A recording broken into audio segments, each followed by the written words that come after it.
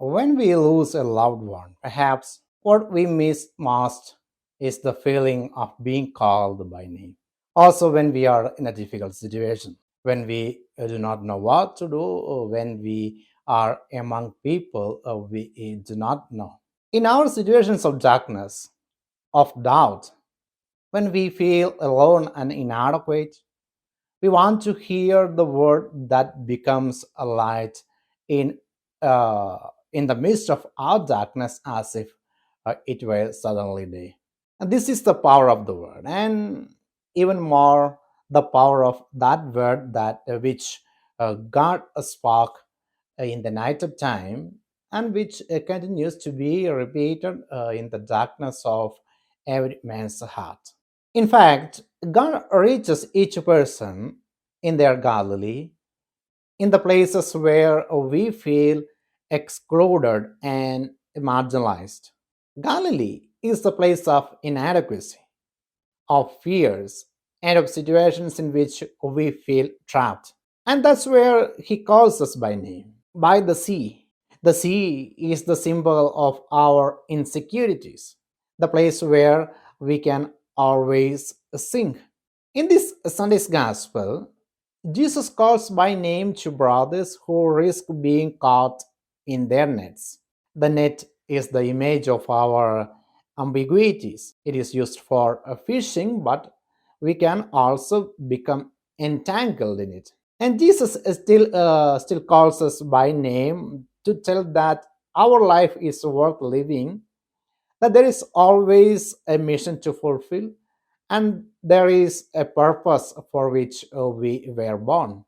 See, it is always in the most inconvenient moments and in the most unexpected places that God begins.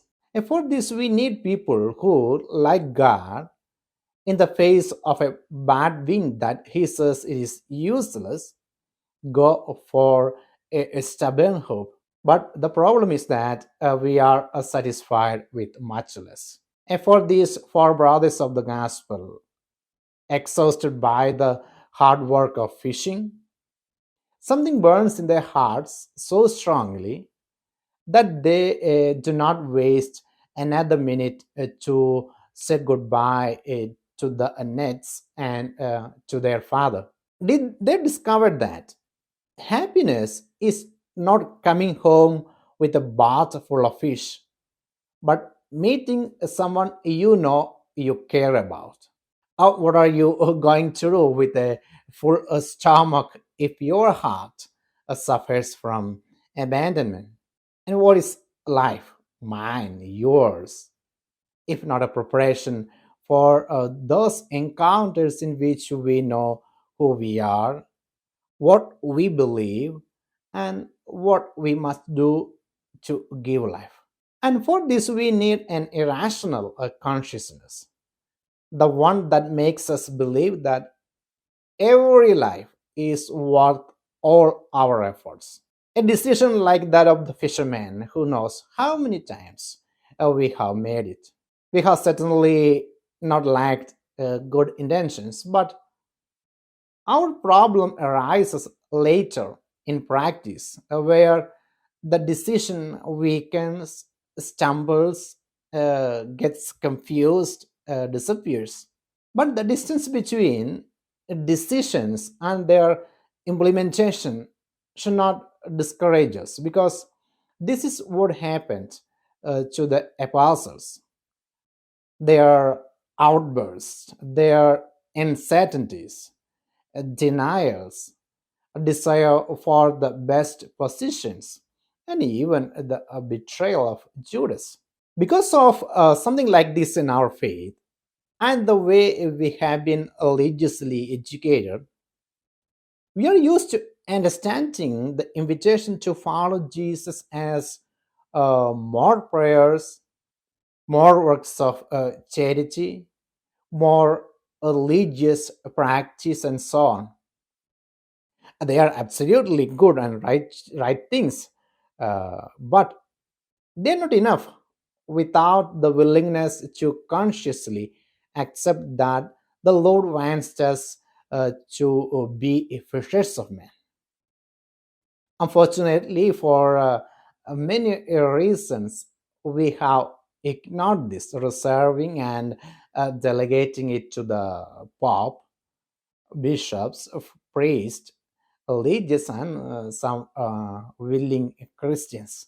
And this cannot continue. Jesus addressed his "I will make you fishers of men" to the apostles, but also to all those who are willing to follow him, even if they are limping like us. This means that his call is to proclaim the gospel of the kingdom, and therefore that faith in him is not something to be kept for one's own consolation, but to be shared and spread.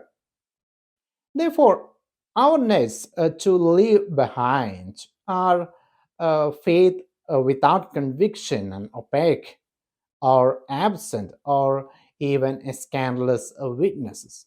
I know it's difficult, it's very difficult. But the life of fishermen is not easy, as Peter and Andrew, John, and James knew well. The nights on the lake, the hidden storms, the often empty nets. Even to be Christian fishermen, that is, to try to make one's life a proclamation of the gospel, means to face failures, feelings of uselessness, disappointments, conflicts, renunciations, and so on.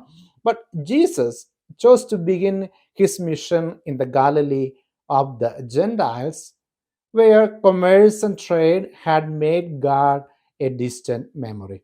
We must follow him into our Galilee of the nations, where God is the shopping for influential people.